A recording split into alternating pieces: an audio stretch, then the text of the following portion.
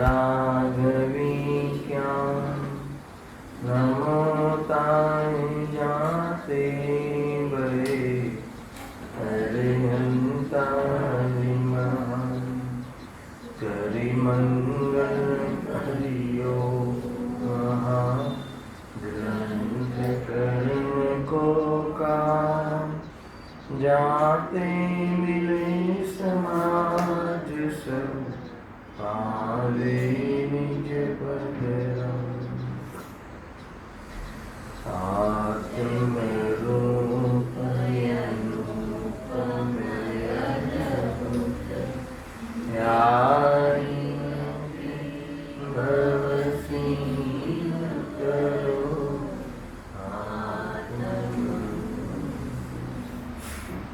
आवाज ओछो छे।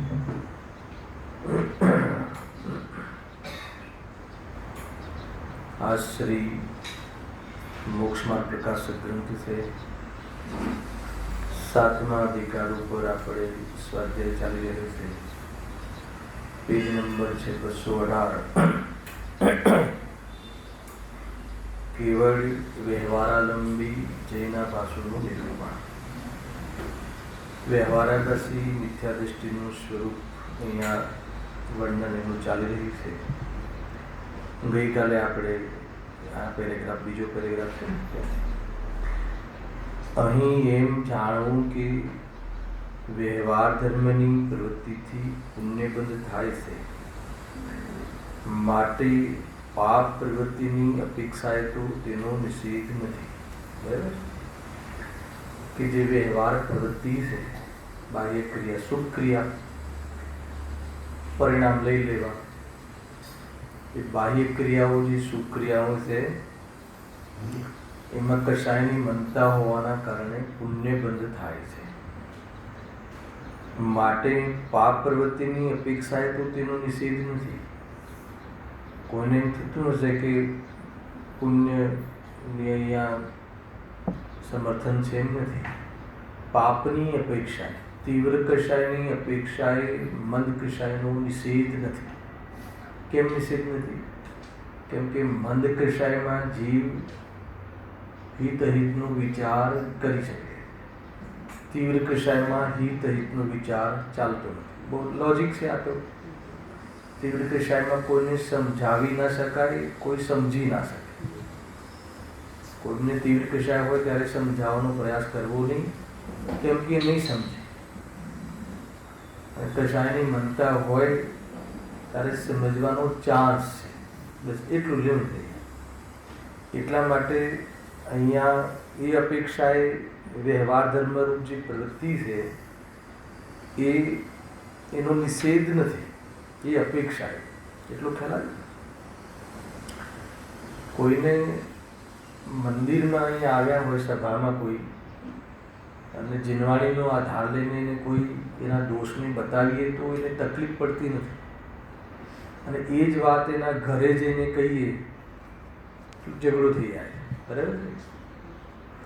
કોઈ એવો દોષ હોય અહીંયા ગાદીથી જીનવાણીને શરણમાં આવીને એ વાત કહેવામાં આવે તો એ કબૂલ કરે કે નહીં આ મારી ભૂલ છે, અને એ જ વાત એમના હે ને ઘરે જઈને કહીએ તો કે નહીં અમે બરાબર છીએ, એ વાત આવે છે ને, એ કહેવું જોઈએ। એટલા માટે એટલા પૂરતું અહીંયા શુભ ક્રિયાનો નિષેધ નથી।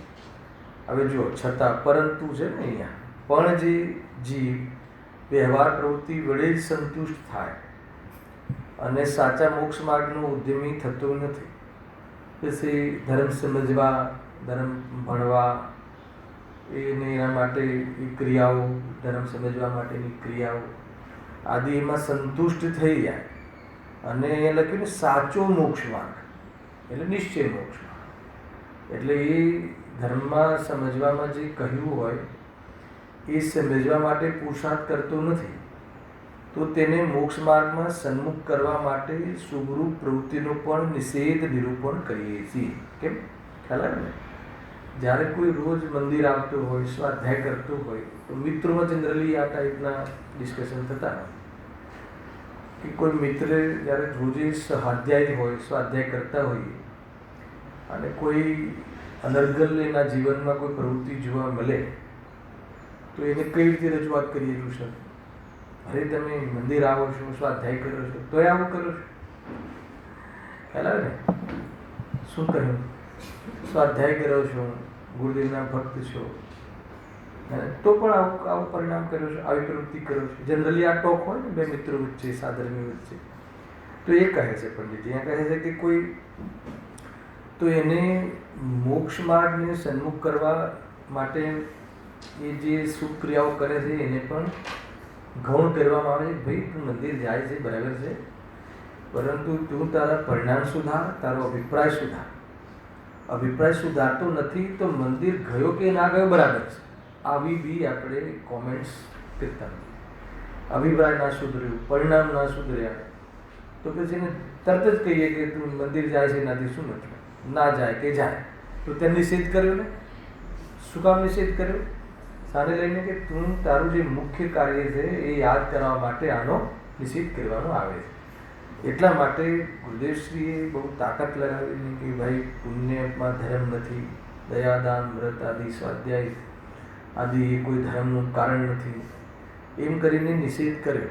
નિષેધ કર્યો એટલે કર્યો કે એ કરીને તારે જે કરવાનું હતું આત્માનો અનુભવ એ કર, એ કરવા માટે આ કરવામાં આવે છે.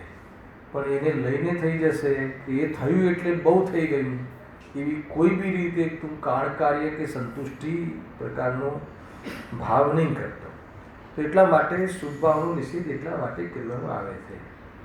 ચાલો જનરલી એક બહુ આપણે આજે જે ચર્ચા કરીશું ને એકદમ સામાન્ય આપણે જેમ વાત કરતા હોય તે કરીશું. જનરલી તમે કોઈને એમ કહો કે ભાઈ નહીં મંદિર આવે શું કામ જવું છે, નહીં જતો, સ્વાધ્યાયની શું જરૂર છે, નહીં જતો, ખ્યાલ આવે ને? તો એવું કોઈને કોઈ પ્રેરણા આપે? ભલે આપણે એ સાંભળતા હોઈએ કે સ્વાધ્યાયમાં ધર્મ નથી, પણ આજ સુધી સ્વાધ્યાયમાં ધર્મ નથી સાંભળવાવાળાએ કોઈ પોતાના મિત્રને એવી પ્રેરણા આપી કે ભાઈ સ્વાધ્યાયમાં હવે કાલથી ના જતું એવું કહ્યું કોઈ?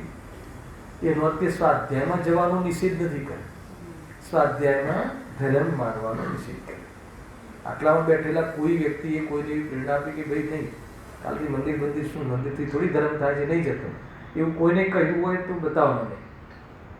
આપણી વાત છે, આપણા લેવલમાં બી કોઈને નથી કહેતા. આપણે એમ કે નહીં ભાઈ હું સમય કાઢ, કેટલો વેપાર કરીશ, કેટલા તું આ બધા હરવા ફરવાના પ્રસંગ કરે છે, મંદિરમાં આવવું જોઈએ, સ્વાધ્યાય કરવું જોઈએ, એ જ પ્રેરણા આપીએ છીએ.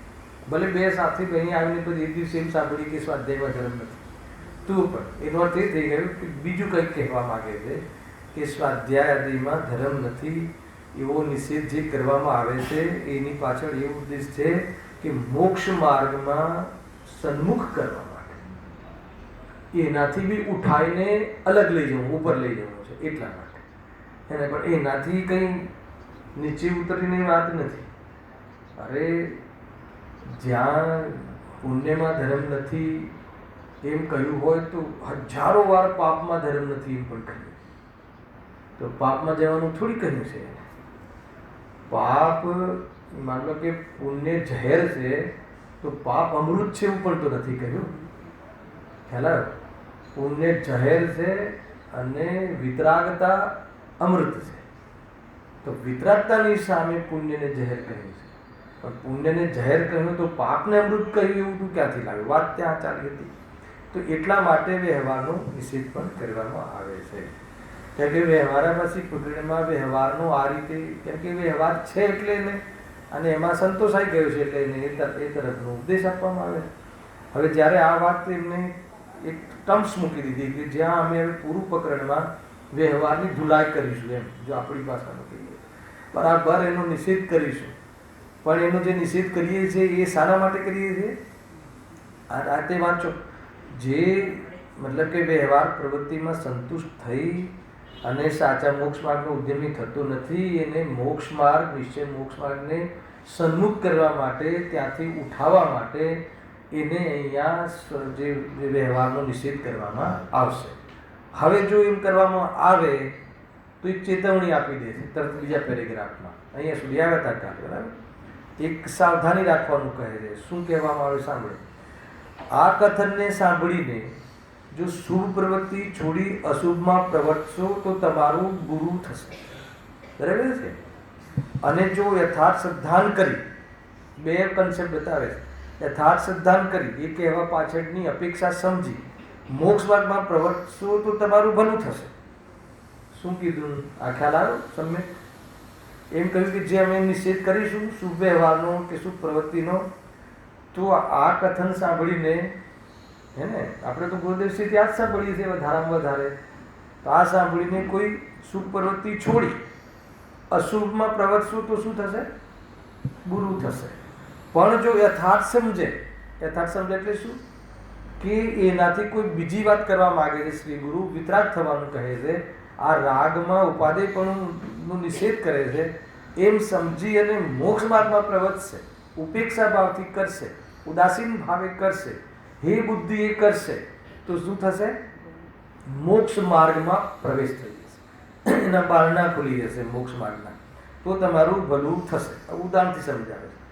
જેમ કોઈ રોગી નિર્ગુણ ઔષધિનો નિષેધ સાંભળી ઔષધિ સાધન છોડી જો કુપથ્ય સેવન કરે તો તે મરે છે, તેમાં વૈદ્યનો કોઈ દોષ નથી. શું કીધું આમાં?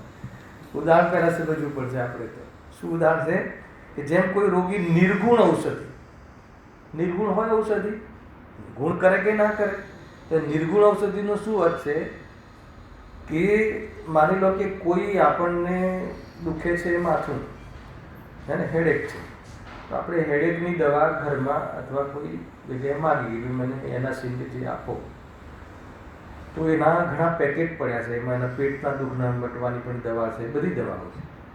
તો એ કહે છે કે નહીં કે આ બધી એક મને આપો ગોળી, તો એ શું કહે છે કે નહીં આમાં એ ગુણ નથી. એ ગુણ નથી એટલે શું? માથું મટાડવાનો ગુણ આમાં નથી, અને મારી પાસે એ દવા નથી. આ જે દવા છે એ દવા નથી કે જેનાથી માથું દુખે, માથું મટે, હે ને, હેડેક મટે. તો કોઈ બધી ઔષધિને નિર્ગુણ માની લે, ખ્યાલ આવે ને? એને તો એ દવા એ માટે લેવાની નહોતી કહી કે એમાં માથું દુખવાનું મટવાનું ગુણ નથી, એમ અહીંયા કહે છે. એમ સાંભળીને ઔષધિ સાધન જ છોડી દે, એમ સમજીને બધું જ છોડી દે, એને કોઈ ઔષધિ બીજી ઔષધિ કામની જ નથી, એમ છોડી દે અને કુપથ્ય સેવન કરે તો તે મરે જ છે, તેમાં વૈદ્યનો કાંઈ દોષ નથી. હવે એને ઘટાવો સિદ્ધાંતમાં.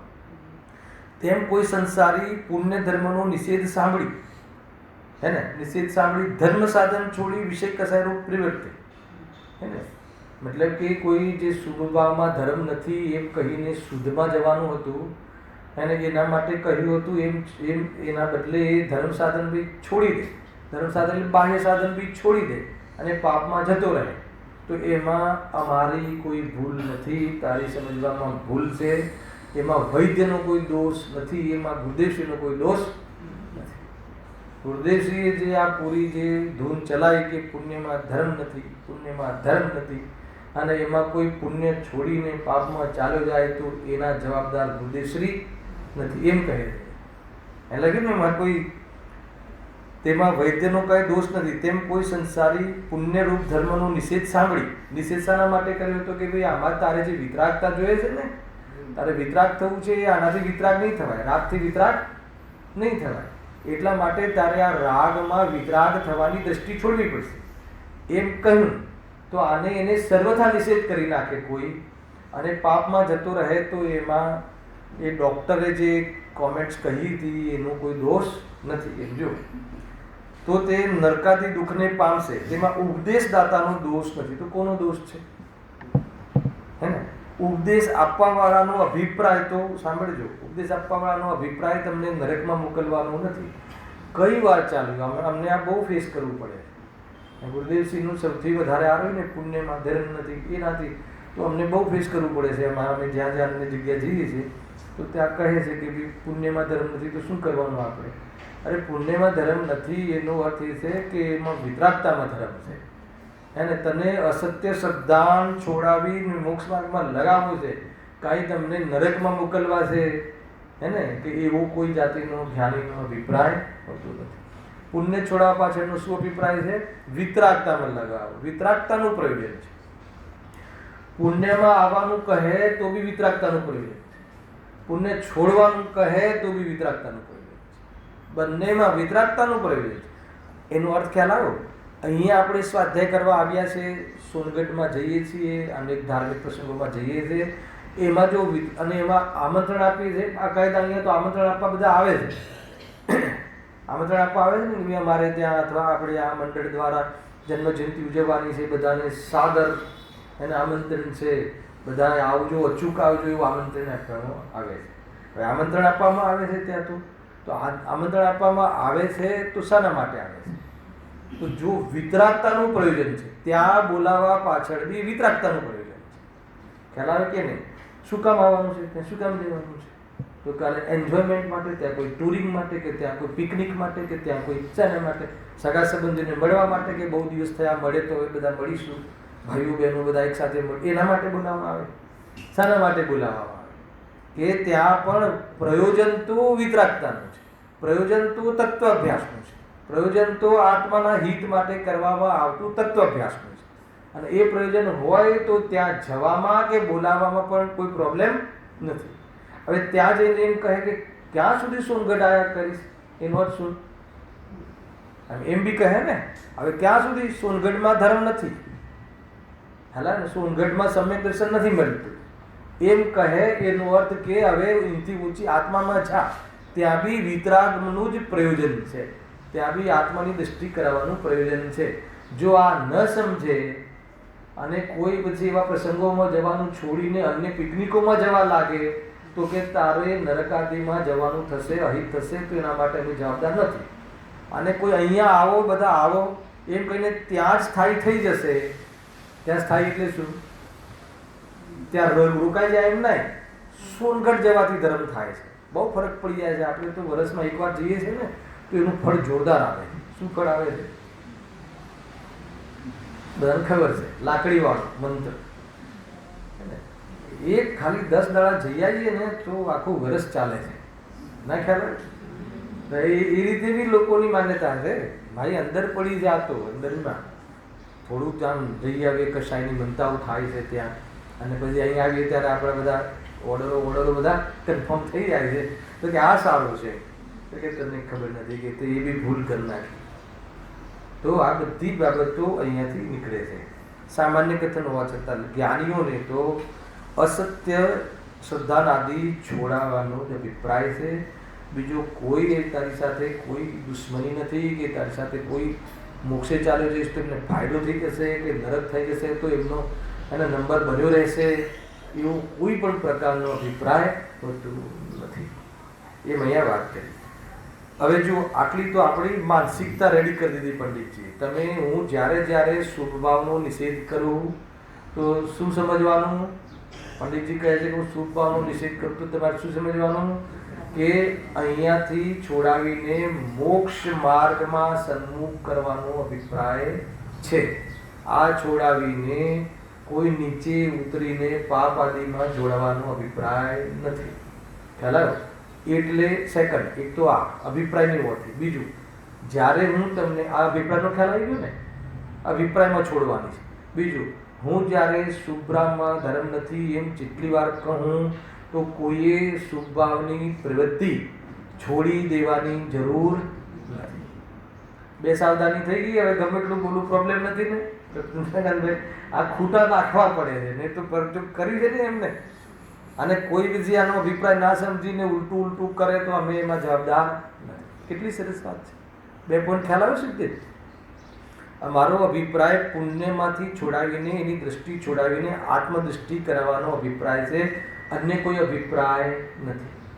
બીજું મતલબ આત્મસન્મુખ કરવાનો અભિપ્રાય છે એક. બીજું, છતાં અમે નિષેધ કરીએ તો બીજું શુભ પ્રવૃત્તિ છોડી દેવાની પણ જરૂર નથી. તો ક્યાં છોડવાની જરૂર છે? છોડવાની એ છે ને, છોડવાની નથી.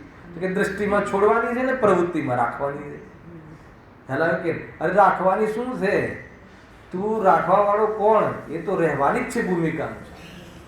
અરે ગમે એટલું તમને પ્રતીતિ થઈ જાય ને, આજે પ્રતીતિ થઈ જાય ને કે ભગવાન કોઈના કરતા નથી, ભગવાન મારા આત્મહિતના કરતા નથી, એવી તમને પ્રતીતિ થઈ જાય. હાલ અહીંયા શુદ્ધ ઉપયોગમાં સમ્યક દર્શન, તોય ભગવાન પાસે આવવાની પ્રવૃત્તિ તરત નહીં છૂટે. છૂટી કોઈ ગુરુદેવજીની છૂટી, બેન્સીની છૂટી, જ્ઞાનીઓની છૂટી પ્રવૃત્તિ. ઉપરથી ઓર ડિસિપ્લિન આવી જાય છે, હે ને? થોડુંક એમાં પ્રમાદ આવતો હોય તો ઓર શિથિલતા આવતી હોય તો ઓર મટી જાય, વિચાર તો કરો એમ. આપણે એ બધી તરફ જોતા જ નથી, હે ને? અરે તમે પોતે માનો કે તમને જ્યારે અનુભૂતિ થઈ જાય કે એક દ્રવ્ય બીજા દ્રવ્યનું કરે નહીં, કોણ કોને તારે સ્વયં તરાય છે એવી પ્રતીતિ થઈ જાય, આત્મદ્રષ્ટિ થઈ જાય, આત્મસાત કરેલા સિદ્ધાંતને, તો પણ એ જે ભગવાન પાસે આવે છે કે પ્રભુ એને ક્યાં તમારી પૂર્ણતા ને ક્યાં મારી અલ્પતા, પ્રભુ મને પૂર્ણતા આપો, એમ કહે. હવે એ બધો શું અર્થ છે કે વ્યવહાર અલગ છે, પરમાર્થ અલગ છે. એને પરમાર્થને પામવા માટે પરમાર્થનો આશ્રય લેવો પડે છે, વ્યવહાર દ્વારા તો ખાલી સમજાય છે. આટલો ખ્યાલ આવી ગયો? તો આ રીતે છે. જો એવા અભિપ્રાયથી અહીં નિરૂપણ કરીએ છીએ. હવે પ્રારંભ કરે છે વ્યવહારવાસી મિથ્યા દૃષ્ટિનું 4 ભેદ કર્યા અહીંયા. હવે સાંભળવાની, હવે આની ભૂમિકા હવે સ્ટાર્ટ કરીએ. તો એના 4 પ્રકાર કયા વ્યવહારવાસી મિથ્યા દૃષ્ટિ.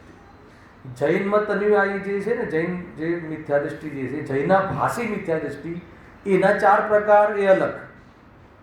જૈના ભાષી મિથ્યા દૃષ્ટિના કેટલા પ્રકાર છે? 4. બરાબર છે? તો એ 4 કયા કયા છે કોઈને યાદ?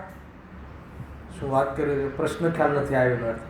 જૈનાવાસી મિથ્યા દૃષ્ટિના અહીંયા 7મા અધિકારમાં 4 પ્રકાર કયા? તો 4 પ્રકાર કયા? નિશ્ચયાભાસી, વ્યવહારાભાસી, ઉભયાભાસી અને સમ્યક સંબંધ. એ અલગ. અહીંયા કહે છે કે વ્યવહારાભાસીના પણ 4 પ્રકાર કયા? 4 પ્રકારના વ્યવહારાભાસ છે. અરે વ્યવહારાભાસ તો એક જ પ્રકારનો છે. વ્યવહારનો આભાસ કરવો, વ્યવહાર ક્રિયાઓમાં જે વ્યવહારના અર્થથી જે ક્રિયાઓ કહેવામાં આવે છે, કરવામાં આવે છે, એમાં ધર્મનો આભાસ કરવો. પણ એમાં જે એ ધારણ કરે છે, વ્યવહાર ધારણ કરે છે, એ વ્યવહાર ધારણ કરવાના આધાર અલગ અલગ હોય છે. તો અલગ અલગ આધારના અપેક્ષાએ 4 પ્રકાર કયા? બહુ અદ્ભુત છે આનું જે ચિંતન છે ને ભાઈ. એને 4 પ્રકાર એટલે આ પ્રકાર તો એક જ, વ્યવહારને ધારણ કરે અને વ્યવહારને ધારણ કરીને ધર્મ માનીને વ્યવહારને ધારણ કરે. પણ વ્યવહાર ધારણ કરવા પાછળનો એની દૃષ્ટિકોણ, એની પાછળનો એનો આધાર 4 પ્રકારે છે. પહેલાં હું તમને 4 પ્રકારના નામ કહી દઉં, પછી પહેલો પ્રકાર ચાલુ કરીએ. અહીંયાથી જ છે. જો પહેલો પ્રકાર કયો છે? કુળ અપેક્ષાએ ધર્મધારક વ્યવહારાભાસી. અને બીજો પાછળ છે હેડિંગ, પરીક્ષા રહિત આજ્ઞા અનુસારી ધર્મધારક વ્યવહારાભાસી. બીજો પ્રકાર. આજે પહેલા 2 પ્રકાર કહ્યા ને, એ ભોળા છે બિચારા મિથ્યા દૃષ્ટિ અને કશાયની મનતાવાળા છે. એમ અહીંયા કહ્યું. કેમ કે એક તો છે કે કુલ ધારક, કુલ અપેક્ષા એ ધર્મધારક, જે વ્યવહાર ગ્રહણ કરે છે, જે મંદિરમાં આવું, ઉપવાસ કરવા, તે કરવું, સ્વાધ્યાય કરવું, જન્મજયંતિઓ મનાવવી, આ બધું જે કરવું, જે બધું કરવામાં આવે એ બધું ધર્મ વ્યવહાર. હે ને? ધર્મ એટલે તે વ્યવહાર ધર્મની વાત. આ જે વ્યવહાર કરે છે એક એનો આધાર શું છે? કોઈ એક વ્યક્તિને એનો આધાર કુલ પરંપરા. બસ અમારા કુટુંબમાં કરે છે, અમારે ત્યાં આમ છે, અમારે ત્યાં આમ છે, અમારે તો આ રીતે છે. કુલ પરંપરાની આધાર ઉપર વ્યવહાર કરવો.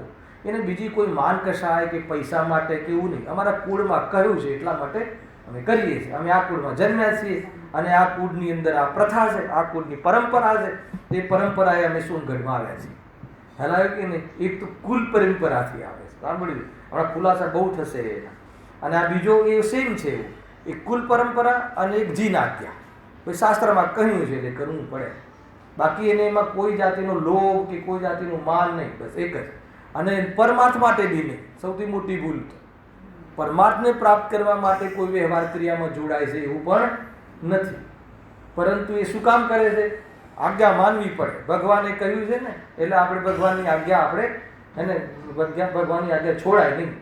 તો એટલા માટે આપણે પરીક્ષા કર્યા વગર, એટલે સમજ્યા વગર, બહુ ઉત્કૃષ્ટ ચર્ચાઓ છે.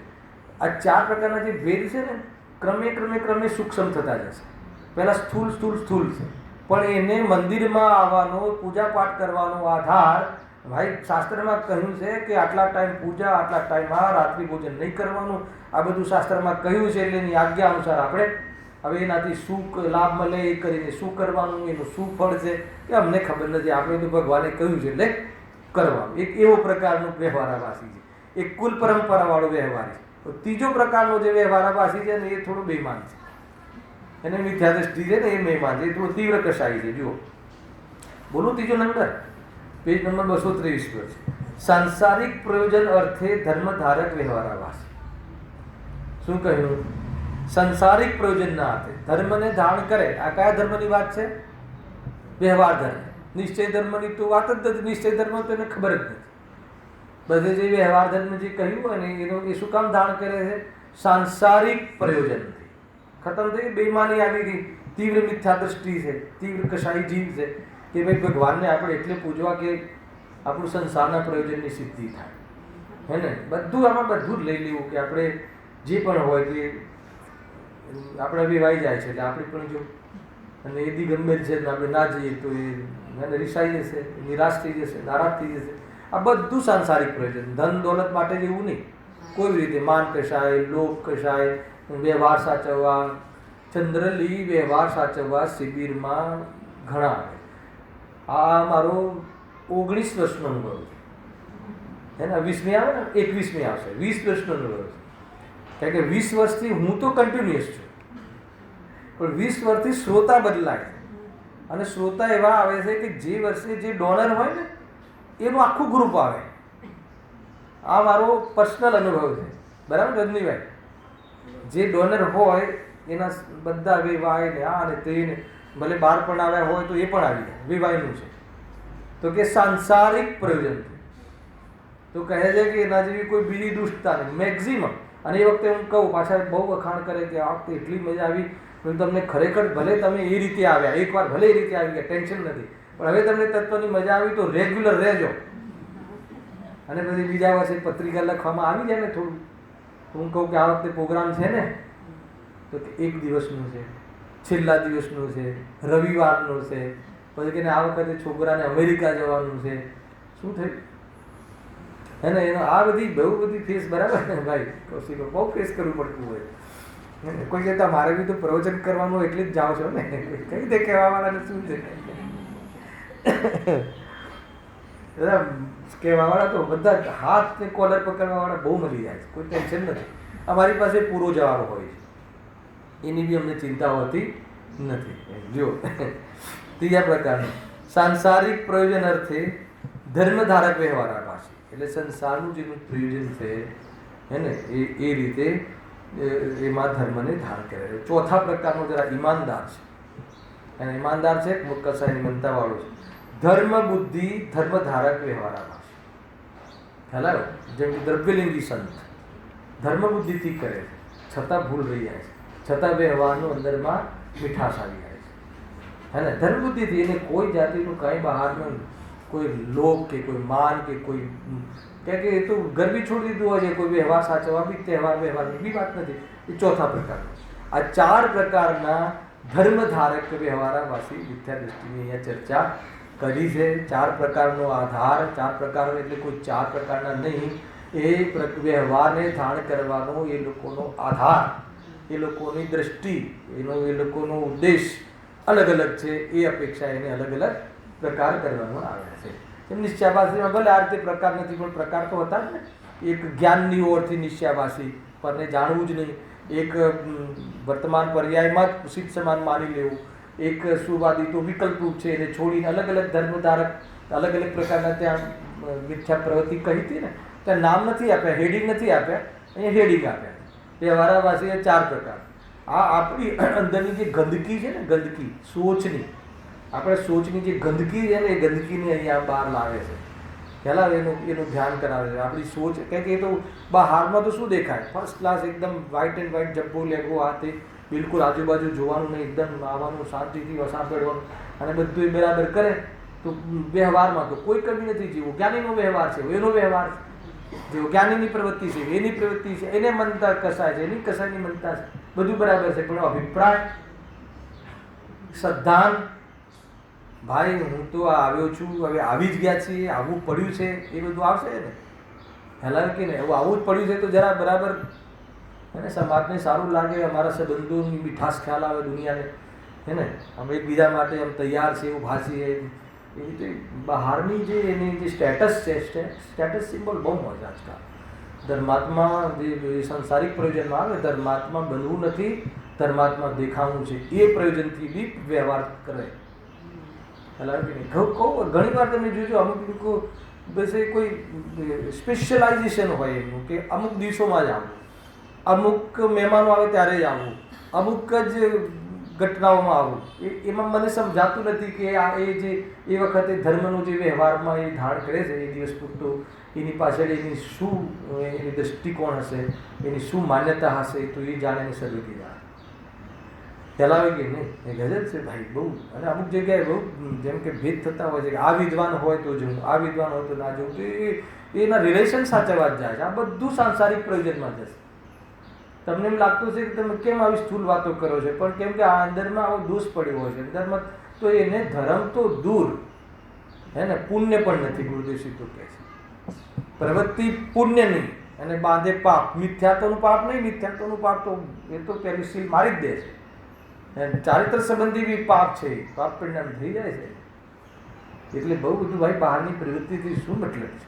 અંદરમાં કશાયની તીવ્રતાના પોષણથી કશાયો પોષે છે ધર્મના વ્યવહારના માધ્યમથી, તો એ કોઈ કિંમત નથી. અને ઘણી વખત આમ હવે શું કહે ભાઈ લોકો, એમ કે દીકરીઓને કહે છે કે જાઓ તમે, છોકરાઓને કહે છે જાઓ તમે, કોઈ તમને જોવે ત્યાં તો તમારા એન્ગેજમેન્ટ થઈ જાય, તો થઈ જાય એનો પ્રોબ્લેમ નથી. અરે ત્યાં જ જોઈને થઈ જાય એનો પ્રોબ્લેમ નથી, પણ એને લઈને આવવાનું થાય તો એ કેટલું સાંભળશે વિદ્વાનનું પ્રવચન, ગુરુદેવજીનું પ્રવચન.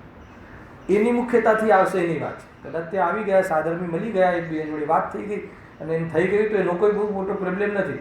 પરંતુ સ્પેશિયલ ઘરેથી ધક્કો મારીને મોકલે કે આ વર્ષે તું જા, તારી ઉંમર થઈ ગઈ છે, અને તું કોઈના નજરમાં આવી જાય ને કોઈનું કામ થઈ જાય, અને એ નહીં મોક્ષ માર્ગનું કામ થઈ જાય એમ નહીં, સંસાર માર્ગનું કામ થઈ જાય. ખ્યાલ આવે છે કે આ જીવને આ બધા કાર્યો જે મોક્ષ માર્ગના નિમિત્ત જાણીને આ કાર્યો કરવાનો ઉપદેશ આપવામાં આવે છે, એવા કાર્યોને તું સંસાર માર્ગના લાભ માટે કરે છે, તો એને અમે શું સમજ? ખ્યાલ આવે ભાઈ બહુ. અમે આ બેઝ ઉપર અમે લોકો જ્યારે ચંદ્રકાંત પર યાત્રાએ ને બધું જઈએ ને, તો અમે લોકોને શું છે કે બહુ બધી પર જ્ઞેયોની બહુ વાંછા હોય છે. એક તો ત્યાંના દ્રશ્યો જોવાની પ્રદર્શન અમે નિષેધ કરી દઈએ. અમારી સાથે યાત્રામાં જોડાવું હોય તો કોઈ ટુરિંગમાં ઓલું જોવાના સ્થળો પર નહીં જઈએ, ભલે બાજુની બિલ્ડિંગમાં હોય, પણ અમારે ત્યાં નિષેધ છે આ જોઈન કરવું હોય. બીજું કોઈ ખરીદી નહીં થાય.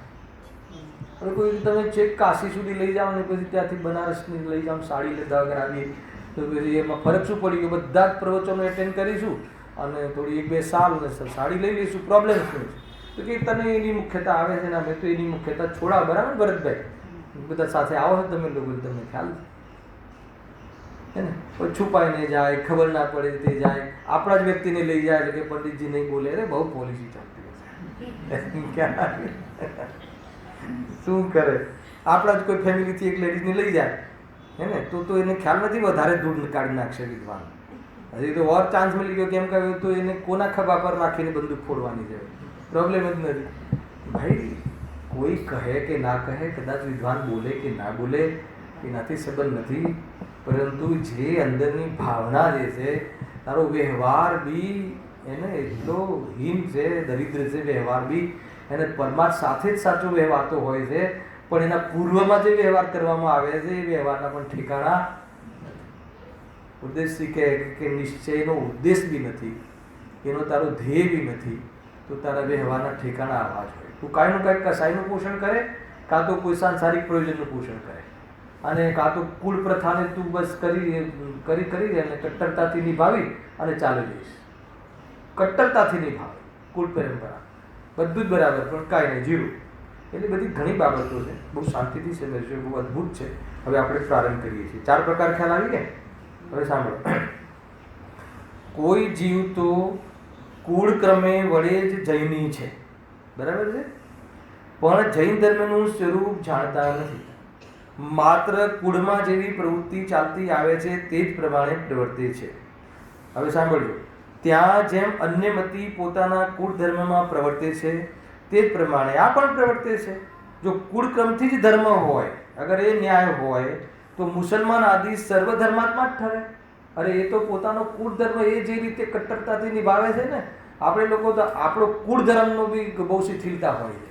અને એ લોકો જેટલા જે અન્યમતી પોતપોતાના કુળ પ્રમાણે જે ધર્મની ક્રિયાઓ છે, કુળની જે ધર્મની ક્રિયાઓ છે, એ ધર્મની ક્રિયાઓ તો બહુ નિભાવે છે. અગર એ જ ના હોય, કુળ ધર્મથી જ જો ધર્મ માનવામાં આવે, તો મુસલમાન પણ ધાર્મિક કહેવાય, તો પછી અહીંયા કહે છે કે જૈન ધર્મનું વિશેષપણું શું છે? બહુ અદભુત છે ને, બહુ લોજિકલ વાતો છે, ઓરાના ખુલાસા થશે. ફરતી વાંચે જો કોઈ જીવ તો કુળક્રમે જ વડે જૈની છે, કુલક્રમથી જૈની, કુળક્રમથી ધર્મ એટલે, અને કુળક્રમ વડે ધર્મ એટલે એના કુલમાં જે હોય ને, કુલમાં જે મતલબ પરંપરા, જે ક્રિયાઓ હોય, ધાર્મિક ક્રિયાઓ, એ ક્રિયાઓને ધર્મ માનીને કુલની પરંપરાથી કરે છે. ધર્મ સાથે સંબંધ નથી. અમારી આ કુલ પ્રમાણે અમારી આ ધાર્મિક ક્રિયા છે, એના આધાર ઉપર કરે છે. ચાલો, જે ગુરુદેવશ્રીનું જ્યારે પરિવર્તન થયું, સત્ય ધર્મનો અંગીકાર કર્યો, ત્યારે એમને કુળનો બહુ જ વાસ્તુ આપવામાં આવેલો. કુળનો, કુટુંબનો, સમાજનો, ફિરકાનો બહુ જ. એના માટે હું લાવ્યો છું આ ચિત્તન્ય વાટિકા, એક કવિતા છે, કાવ્ય લખ્યું છે યુગલજી સાહેબ, અનન્ય ભક્ત ગુરુદેવશ્રીના, બધાને ખ્યાલ હશે. એમને એમના માટે પર્ટિક્યુલરલી ગુરુદેવશ્રી માટે એક તુફાન નામનું કાવ્ય લખ્યું છે, બધાને ખ્યાલ હશે, પણ એનો આનંદ લેવા જેવો છે. અહીંયા વિષયને અનુકૂળ કાવ્ય છે, એટલે હું થોડું વાંચીને બતાવું તમને. જુઓ, ગજબનું કાવ્ય છે, એક બે જ પેરેગ્રાફ વાંચીશ, બહુ મોટું કાવ્ય છે. ગુરુદેવશ્રીને જ્યારે પરિવર્તન થયું, સત્યનો અંગીકાર કર્યો, પોતે નિર્ણય કરીને નક્કી કર્યું કે ભાઈ પરંપરાવાળો ધર્મ, ભલે હું સ્થાનકમાં જન્મ્યો તો એ પરંપરાથી કાંઈ એમાં સાધુપણું જે હતું એ ખોટું છે, તો એમને સત્ય ધર્મ અંગીકાર કર્યો.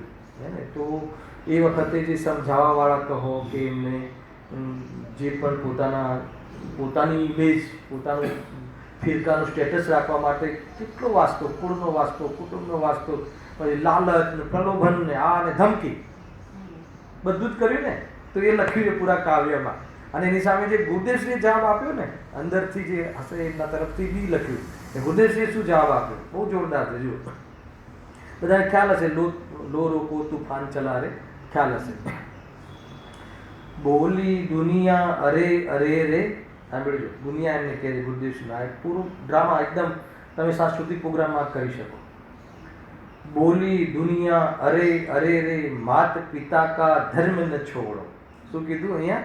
ગુરુદેવશ્રીને જ્યારે ધર્મ છોડ્યું, સંપ્રદાય, ત્યારે માત પિતા કા ધર્મ ન છોડો. એને માતા પિતાની ઇજ્જત તો રાખો. હે ને? હવે માતા પિતામાં બી માતાનો ધર્મ અલગ હોય, પિતાનો ધર્મ અલગ હોય, ઘણા બધા પ્રોબ્લેમ આવી જાય.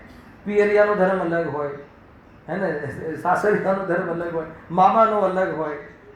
ધર્મ મામાનો, કાકાનો, બાપાનો નથી હોતો, ધર્મ આત્માનો હોય છે. એને ખબર જ નથી. આ બધી બાબતો છે ને અહીંયા. જો, બોલી દુનિયા અરે અરે રે, માતા પિતા કા ધર્મ ન છોડો. है ना? जिसमें तुमने जन्म लिया है उस पद से अब मुंह मत मोड़ो. એટલે શું? તમે જે કુળમાં જન્મ્યા છો, કુળની લાજ રાખો. તમારા જેવા મહાન વિદ્વાન મહાપુરુષો અગર કુળમાં જે ધર્મ હતો એ છોડીને જતા રહે તો કુળની ઇજ્જત જાય કે ના જાય? તો આવી રીતે એમને બહુ વાસ્તા આપીને બહુ જ છે ને, એમને બહુ પ્રલોભન આપીને એમને પરિવર્તન કરાવે છે, પાછા લાવવાનો પ્રયાસ કરે છે. जिसमें तुमने जन्म लिया है, क्या जन्म લીધો હતો? સ્થાનક સંપ્રદાય. उस पद से अब मुंह मत मोड़ो. થોડું પ્રલોભન આપશે.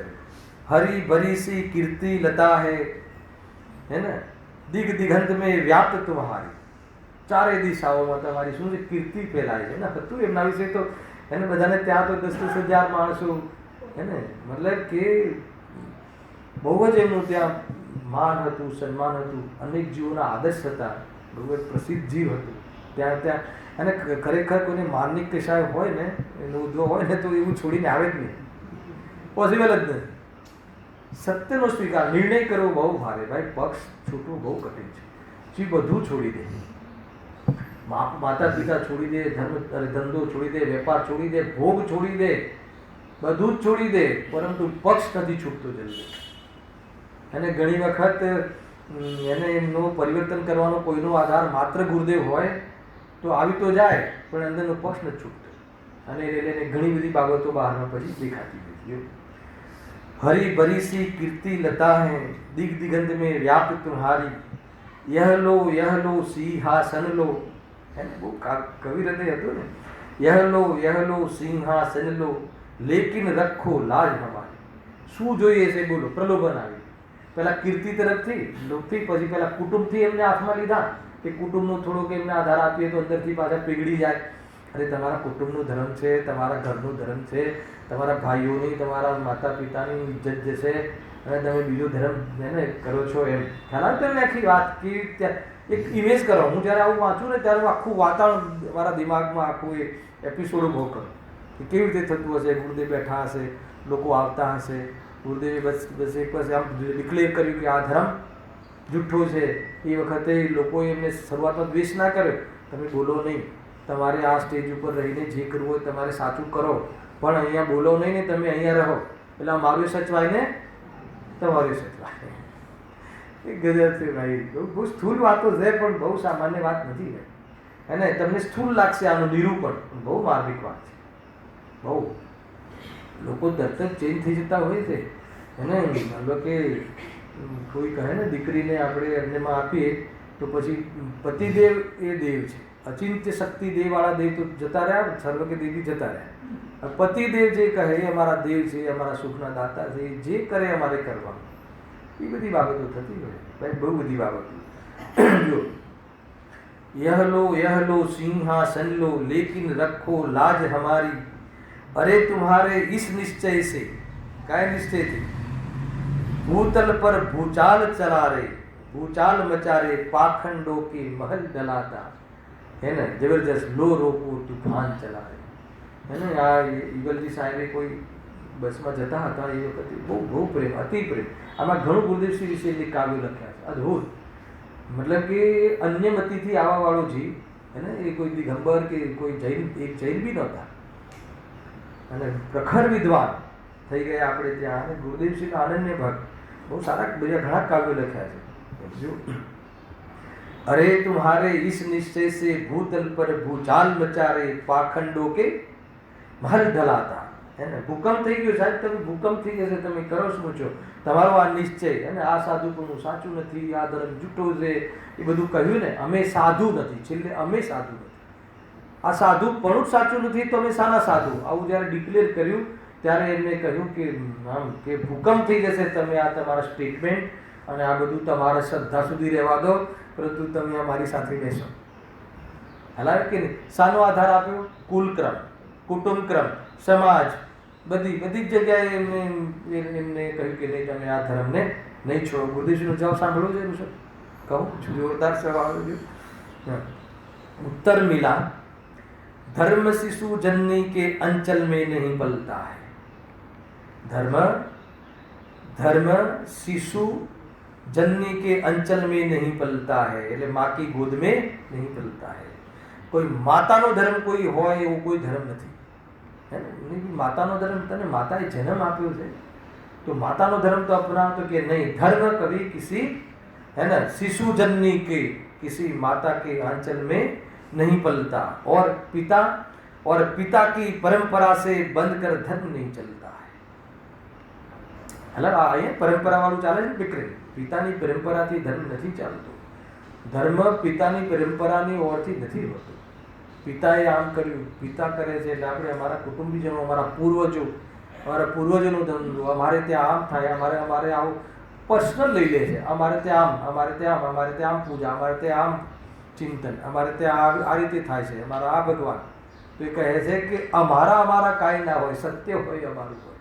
સાચા દેવ એ અમારા દેવ, કુટુંબના દેવ. અહીંયા તો કુલ દેવી ને કુલ દેવતા, હર કુલનો એક દેવ, હર કુલની એક દેવી, બધું બકવાસ છે. અને કુલદેવી હોય ને, કુલદેવી ગમે એટલો અહીંયા અધ્યાત્મ સાંભળતો હોય પણ કુલદેવીને ના નિરાશ કરાય. તો શું સાંભળ્યું ને, હલાવ કે નહીં છે કે નહીં, કુલદેવી છે કે નહીં, હવે કોઈને હોય તો બતાવી દેજે. આ અમારા કુલના દેવી છે, અમારા કુલના એક અમે એપોઇન્ટ કરેલા દેવી છે, અમારા પૂર્વજો આ દેવીના અનુશાસનમાં રહે છે. તો એવું કોઈ ધર્મ હોય છે એને એ રીતે જો. बंद कर धर्म में नहीं चलता है, अरे लोक की सीमाओं को छोड़ धर्म का चंदन चलता. चंदन એટલે રથ, है ना. अरे लोक की सीमाओं को छोड़, લોકની કોઈ મર્યાદા ધર્મને અડતી નથી. ધર્મનો રથ તો કોઈ સમાજની કે કોઈ લોકની સીમાઓથી મોહતાજ નથી. કોઈ મતલબ કોઈ કાસ્ટ કે કોઈ સંપ્રદાય એને એનાથી કોઈ વાસ્તવમાં નથી. જો આ બહુ બધી વાતો ચાલે છે જે તમે સંપ્રદાય, બિન સાંપ્રદાયિક રાષ્ટ્ર, ખ્યાલ બિન સાંપ્રદાયિક રાષ્ટ્ર છે ને ભારત દેશ. બિન સાંપ્રદાયિક શું છે ત્યાં ખબર છે? ત્યાં એમ છે કે સબ ધર્મ સમાન. ભારત દેશ કોઈ ધર્મને લઈને મુખ્ય કરી અને એની કોઈ કલમ નથી બનાવતા. બિન સાંપ્રદાયિક જેને જે ધર્મ કરવો હોય કરે. તો ત્યાં કોઈ એક સાચો ધર્મ વિતરાગ ધર્મ છે એ બધા અપનાવવું જોઈએ. એમ જે ધર્મ કોઈ સાંપ્રદાયિક નથી, ધર્મ કોઈ વાળો નથી, ગુરુદેવના શબ્દમાં એને કોઈ સંપ્રદાય નથી, કોઈ વાળો નથી, કોઈની બપૂતી નથી, એ રીતે કહે ને, કોઈની જાગીર નથી. એ તો વસ્તુનો ધર્મ છે. કોઈ બી કરે, ચાર ગતિના જીવો આત્માના આશ્રય પોતાની વિતરાગતાને પ્રાપ્ત કરીને ધારણ કરીને આનંદમાં રહે. તો એ રીતે આખી સ્ટાઇલ ગુરુદેવસિંહની આવી. પણ લોકમાં જે બિન સાંપ્રદાયિકતા છે ને, એ તો બધા ધર્મોને સાથે મળીને ચાલવાનું નામ બિન સાંપ્રદાયિકતા કહે છે. તો એને આ બધી વાત જુદી જુદી છે, ધ્યાન રાખજો. હે ને? નહીં તો કે ભારત દેશ મહાન છે. એટલું સારું છે કે ભાઈ તમે કરો છો એનો કોઈ વિરોધ નથી કરતો. ભારત દેશની જે અમુક જગ્યાએ તમે જદ્દા અને ત્યાં જાઓ ને તો તમારે પહેલાં તો ચોપડી ના લઈ જવા દેતા. આપણું શાસ્ત્રમાં તે એલાઉડ નહોતું. હે ને? તમે બીજો ધર્મ તે ના પાડી શકો. ઇન્ડિયામાં એટલું લાભ છે કે તમે તમારો સાચો ધર્મ નિર્ણય કરીને કરી શકો છો. ખેર, અહીંયા તો બહુ ઉત્કૃષ્ટ વાત ચાલે છે. ગુરુદેવસિંહ કહે છે કે તો શું છે ધર્મ? જ્ઞાન ચેतना કે અંચલ में प्यारा धर्म निरंतर पलता. અને બધી જ વસ્તુ ઉડી ગઈ. જ્ઞાન ચેતના કે અંચલ મેં પ્યારા ધર્મ. ધર્મ એટલે સ્વભાવ. મારો જે સ્વભાવ છે, ધર્મ તો મારો સ્વભાવ છે. સ્વભાવથી અંજાન છું એટલે ધર્મનો લાભ મારી પર્યાયમાં નથી. અને વિતરાગ ધર્મ, તો વિતરાગ ધર્મ છે ને તો સ્વભાવ વિતરાગ છે, રાગ રહિત સ્વભાવ છે. ખ્યાલ આવ્યો? ખરેખર ત્રિકાલ સ્વભાવ. તો વાસ્તવમાં ધર્મ બી ત્રિકાલ છે, સ્વભાવ બી ત્રિકાલ છે. તો એ રીતે એ કહે છે કે જ્ઞાન ચેतना કે અંચલ મેં પ્યારા ધર્મ નિરંતર પલતા. આત્માના આશ્રય સ્વરૂપ આ ચૈતન્ય સ્વરૂપ હું છું એમ સમજીને રાગનો અભાવ કરવો એ જ સાચો ધર્મ છે. ખ્યાલ આવે કે નહીં? जिसकी करवट से संशय का चीर सिंहासन डोल चला रहे. શું જોરદાર લાગે છે. जिसकी करवट से, જ્યાં એને ઉપયોગ પલટ્યો, કાલે ઉપયોગ પલટ્યો વાત આવી હતી ને, હે ને? સંશય કા ચીર સિંહાસન ઢોલ ચલાવે. બેનશીના બોલમાંથી લીધું હતું. તને ક્યાંય ગમતું ના હોય તો આત્મામાં તો ઉપયોગ પલટાવી નાખ. એ એને કરવટ, કરવટ એટલે અભિપ્રાય પલટાવી નાખ, સત્યને ગ્રહણ કર. जिसकी करवट से संशय का चीर सिंहासन डोल चला रहे. सिंहासन क्यों लख्યું? धर्म देह की ममता तक को छोड़ चला रहे. એને તો સિંહાસનની તમે વાત કરી છો તો અહીંયા કે આ રાજકુમાર જેવું શરીર છે ને, એ શરીરની મમતા, એ મમતા તક છોડવાની વાત છે. તો તમે સિંહાસન આપો કે તમે કોઈ પદ આપો, હે ને? આત્મા માટે બધા અપદ છે, એક ચૈતન્ય માત્ર સ્વપદ છે. એવી રીતે ગુરુદેવસિંહે અહીંયા કુલ પરંપરાની ઓરથી જ્યારે એમના જીવનમાં પરિવર્તન, ધર્મનું જે પરિવર્તન, જે સત્ય ધર્મનો અંગીકાર કર્યો, તો એની વાત છે. અને પરંપરાથી ધર્મ નથી ચાલતો. મૂળ વાત આપણું એ પોઈન્ટ ચાલે છે કે કુલ પરંપરાથી ધર્મ નથી હોતો. એનાથી કોઈ પણ સંબંધ નથી. આ તો કુલ પરંપરાથી ધર્મ કરે છે. પહેલાં જો અમે અમારે બીજી વાત કરું તમને, થોડીક હવે ચાલતી વાત કરું કે ગુરુદેવશ્રીને જે પરિવર્તન કર્યું, સત્ય ધર્મને અંગીકાર કર્યો, તો એની સાથે ઘણા લોકોએ, તમે બધામાં ઘણા છો અહીંયા, તમે લોકોએ પણ આ ધર્મ અંગીકાર કર્યો. બરાબર છે? જે રીતે કર્યો, પહેલાં આટલું સાંભળ્યું, કર્યું. તો હવે જે તમારા જે બાળકો છે અને તમારા જે ભાઈઓ બાળકો જે બી આને ફોલો કરે છે, તો એના માટે આ ધર્મ સાચો, પણ હવે એ શું થઈ ગયો? પરંપરા. પરંપરાથી આ ધર્મ મળ્યો.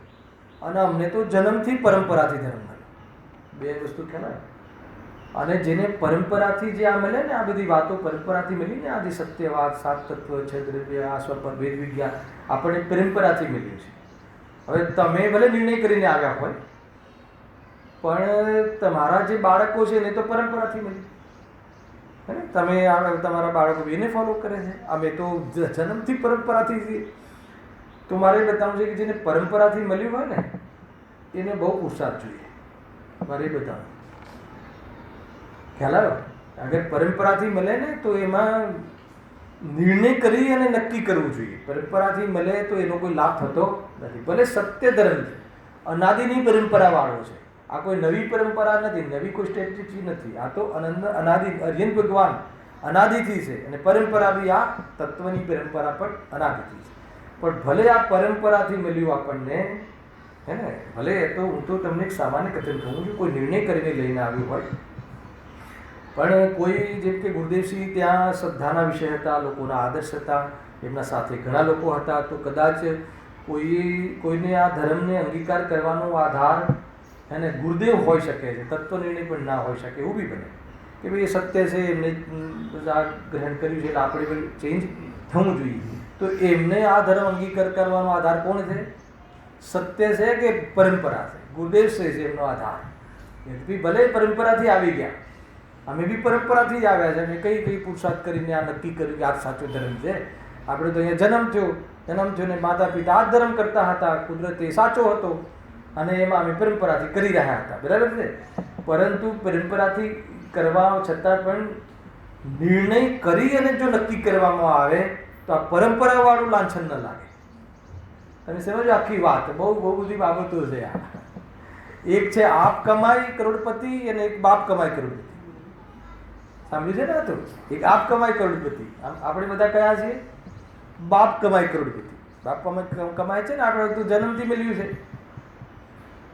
પણ બાપ કમાઈ અને આપ કમાઈ બંને વાળા બી હોઈ શકે.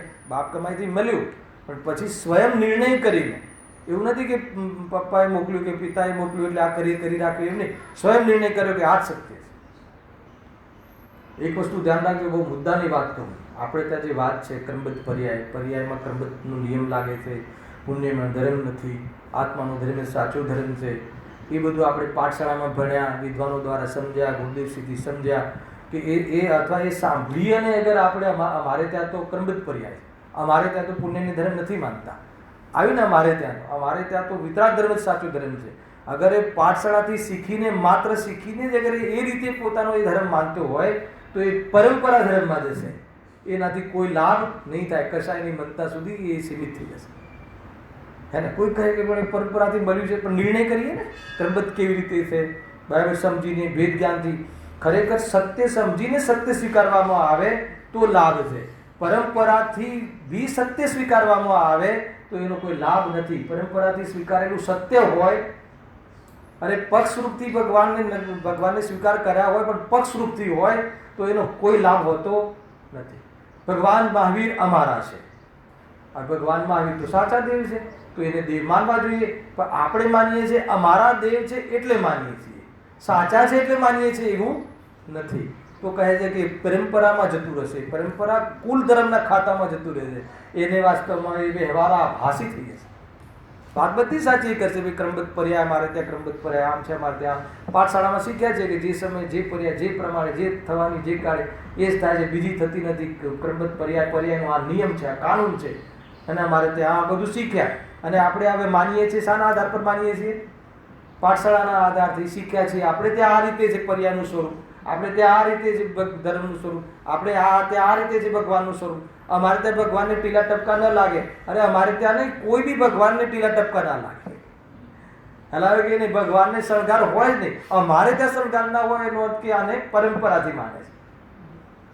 હલાવો, ભગવાન હોય ને શણગાર હોય જ નહીં, કેમ કે શણગારનો ભાવ જતો રહ્યો હોય. આખું તમને બારીક દિવાલ છે, થોડુંક આમ બધું સત્ય બોલતા હોય, બધું જ ગુરુદેવ પ્રમાણ, પણ કહે છે કે આ જે બોલે છે એ બધું એનો આધાર ગુરુદેવસિંહ છે, પરંપરા છે. અમારા ગુરુદેવે આમ કહ્યું, અરે આમ છે, એને અમારા ગુરુદેવે કહ્યું, અપનાવ્યું, અને હવે અમે અપનાવીશું. આમ આ કન્સેપ્ટ છે. હલાવે કે નહીં? સત્ય આ છે. અર્જુન ભગવાનનું પણ છે એમ નહીં, વસ્તુનું સ્વરૂપ આમ છે. અને અર્જુન ભગવાને કહ્યું, અપનાવ્યું, ગુરુદેવે બી સાંભળ્યું અને અપનાવીને અમને કહ્યું, અને અમને સત્ય લાગ્યું એમ. એટલે આ અમને સત્ય લાગ્યું એ જ અમારા ગુરુદેવસિંહે કહ્યું છે. નહીં તો જનરલી જો ગુરુદેવસિંહે કહ્યું છે એ પ્રમાણ છે, એની નાની નથી, એનો કોઈ નિષેધ નથી. પરંતુ પ્રમાણની પ્રામાણ્યતા કેમ છે એનો નિર્ણય કર્યા વગર ગુરુદેવસિંહે કહ્યું ને પ્રમાણ છે, તો કહે છે કે તારું જ્ઞાન પ્રમાણ નથી. બહુ ઊંચી વાત છે આ બધી, બહુ ટેકનિકલ વાતો છે. એટલે ઘણી વખત સાચા માહોલમાં બી હોઈએ ને, પણ એનો એ સાચી વાત સમજવાનું, સાચી વાતને ધારણ કરી છે, સાચો વ્યવહાર ધારણ કર્યો છે, તો એમાં બી એનો આધાર પરંપરા છે, ગુરુદેવસિંહ છે, અને એ છે. તો તો કહે છે કે એનાથી કોઈ 1% બી લાભ નથી. સ્વયં ભલે કદાચ ગુરુદેવશ્રીના આદર્શ બનાવીને આપણે આવી ગયા, અમે અહીંયા જન્મીને આવી ગયા, પરંપરાથી આવી ગયા, આપણે બધા એક જ છીએ, બધા પરંપરાથી જ આવેલા છીએ. હાલ આવી ગયા, પણ હવે નિર્ણય કરી શકીએ કે ના કરી શકીએ કે નહીં આ રીતે સત્ય છે, આ રીતે સત્ય આ છે. અને એ પ્રમાણે અગર જો બાપ કમાઈ કરીને પછી આપણે કરીએ તો આપ કમાઈ મૂડી સાચી જગ્યાએ લગાવી કહેવાય. નહીં તો આપ કમાઈ પર જીવે નહીં અને બાપ કમાઈ પર બાપાના નામ પરથી ધર્મ ચલાવી રાખે. ભાઈ અમારે ત્યાં આમ કહ્યું છે, અમે તો આ ધર્મ અમારો સૌથી ઊંચો ધર્મ, મારો સૌથી, પણ કેમ ઊંચો, શાના માટે ઊંચો, કશી ખબર નહીં. બી બધા અમારો ધર્મ ઊંચો છે, ગુરુદેવશ્રી કહ્યું છે, શાસ્ત્રોમાં કહ્યું, કુલ પરંપરામાં કહ્યું, અમારી પરંપરા અમારા પૂર્વજોનું બહુ માન છે, બહુ રિસ્પેક્ટ છે, બધી કાસ્ટ એમને નમે છે અને એ અમે કરીએ છીએ. તો કહે છે કે એનાથી કોઈ લાભ નથી, ભલે સાચું હોય. ગજબ વસ્તુ છે ભાઈ આ તો. મેં એટલે આ થોડો ખુલાસો કર્યો કે પરંપરાથી જે ધર્મ મળ્યો છે ને એના માટે એને તો બહુ પુરુષાર્થ કરવાની જરૂર છે. જે નિર્ણય કરીને આવ્યો છે એના માટે તો માર્ગ ખુલી ગયો. જે તમારામાંથી જે કેટલા નિર્ણય કરીને આવ્યા છે કે નહીં સત્ય છે આ, એનું તો અભિનંદન કરવું જોઈએ. કારણ કે પક્ષ છૂટવું બહુ કઠિન છે, બહુ મોટી વાત છે. તમે જે કુટુંબમાં જન્મ્યા, તમે જે કુળમાં જન્મ્યા, તમે જે સમાજથી બિલોંગ કરો છો, આપણે જે બધા, એ સમાજની ગતિવિધિ છોડવી, એ સમાજથી વિરોધમાં કોઈ અન્ય ધર્મનો અંગીકાર કરવો, એના માટે અને સત્ય સમજીને હલાવો તેના માટે બહુ મોટી છાતી જોઈએ. ને એ રીતે સામાન્ય વાત નથી. છતાં માન લો કે કોઈ કુલક્રમથી આવી ગયા આપણે, અથવા કોઈ ભાવુકતામાં આવી ગયા તો નિર્ણય કરે, ધીરે ધીરે થશે. હે ને એક જ ફટકે આવી જાય ને એ ભાવુકતામાં આવી જાય, એક જ ઝટકે આવી જાય, ભાવુકતામાં આવી જાય. પણ ભલે આવી ગયો તો આવી ગયો, પણ તું સાચી જગ્યાએ આવ્યો છે. હવે આનો સાચું ઓપરેશન શું છે, સાચી વિધિ શું છે, એની બહુ બધી બાબતો હોય છે. એટલા માટે આ કહ્યું છે. પહેલો પેરેગ્રાફ પૂરો કરીએ છીએ, પછી જોરદાર આગળ બધી વાતો આવવાની છે, જોશું. જો કોઈ જીવ તો કુળક્રમે જૈની છે, ખ્યાલ આવી ગયો, પણ જૈન ધર્મનું સ્વરૂપ જાણતો નથી. અને બધું જ કુલક્રમથી વ્યવહાર સાચો, અમે ત્યાં તો બીજે તો વ્યવહાર સાચો નથી. સાચો જે વ્યવહારનો વિષય છે અહીંયા જ્ઞાનીઓને હોય છે એ જ આ કરે છે, એ જ સાંભળે છે, એ જ સમજે છે, એ જ યાદ કરે છે, એ પ્રમાણે જીવનચર્યા છે, એ પ્રમાણે વસ્ત્ર ધારણ કરે છે, બધું એ રીતે છે. માત્ર કુળમાં જેવી પ્રવૃત્તિ ચાલતી આવે છે તે જ પ્રમાણે પ્રવર્તે છે. એનો જે અભિપ્રાય આવ્યો ને, ઇન્ટેન્શન, કે ભાઈ અમારા કુળમાં છે એટલે અમે કરીએ છીએ, તો પછી શું થશે? કુળ બદલાશે ત્યારે બદલાઈ જશે. હવે જુઓ, ત્યાં જેમ અન્યમતી પોતાના કુળ ધર્મમાં પ્રવર્તે છે તે જ પ્રમાણે આ પણ પ્રવર્તે છે. એ તું જે તારા કુળ પ્રમાણે તું જે બરાબર નિરતિચાર પાલન કરે છે કટ્ટરતાથી, એવું તો બધા જ પોતપોતાના કુળ ધર્મને પાલન કરે છે. કુળથી ધર્મનું અગર જો નિર્ણય લેવાતો હોય તો એ લોકોનો કુળ ધર્મ તો તારા કરતાં વધારે ડિસિપ્લિનથી પાલે છે. આવ્યું ને? જો કુળક્રમથી ધર્મ હોય તો મુસલમાન આદિ સર્વ ધર્માત્મા ઠરે. હે ને? તમે જાઓ ને, ફોરેનમાં જાઓ કે બિઝનેસ માટે જાઓ, તો પેલી એ લોકોની જે 4 વખત નમાજ હોય છે ને, તમે કરોડોનો સોદો કરો ને તો બી 1 સેકન્ડ ના ઉભા રહે અને ચાલ્યા જાય. હું વખાણ નથી કરતો. અગર કુળ ધર્મ તો એમ નહીં, ત્યાં એમ કુળ ધર્મ છે તો એ પ્રમાણે નિભાવે છે. અગર જો કુળ ધર્મથી જો ધર્મ છે એવું જો નક્કી થતું હોય તો એ બી ધાર્મિક કહેવાય, માન્ય છે. તો પછી આજે વિતરાગ ધર્મ, સાચો ધર્મ, એનું વિશેષપણું શું રહ્યું? પંડિતજી કહે છે એટલે કુળ ધર્મથી ધર્મ હોતું નથી, પણ ઘણા લોકો વ્યવહારને અંગીકાર કરે છે. એની પાછળ નિશ્ચયને પ્રાપ્ત કરવાનો ઉદ્દેશ નથી, એને પરમાર્થને જાણવાનો ઉદ્દેશ નથી. એને તો માત્ર અમારા કુલમાં ચાલે છે. અચ્છા, એને બીજો બી કોઈ ઉદ્દેશ નથી કે મને કોઈ 4 લોકો પૂજે, પણ અમારા કુલમાં અમારા પિતાશ્રી, અમારા પૂર્વજો જે કરે છે એ અમારે કરવું જોઈએ. એમ આધાર રાખીને પૂર્વજો પ્રત્યે એકત્વ એટલું હોય છે કે પોતાના કુટુંબ પ્રત્યે એટલું એકત્વ હોય છે કે આપણા કુટુંબનો ધર્મ ક્યારે બી ના છોડવો જોઈએ. એટલા એ આધાર રાખીને કરે છે, ભલે સાચો હોય કે ખોટો હોય. અને સાચો હોય અને કરે તો બી એને લાભ થતો નથી. અગર એનો આધાર એની કુટુંબ પરંપરા હોય ધર્મને કરવાની, તો એનો કોઈ લાભ થતો નથી. એવી વાત કરી છે. સહેજાનંદી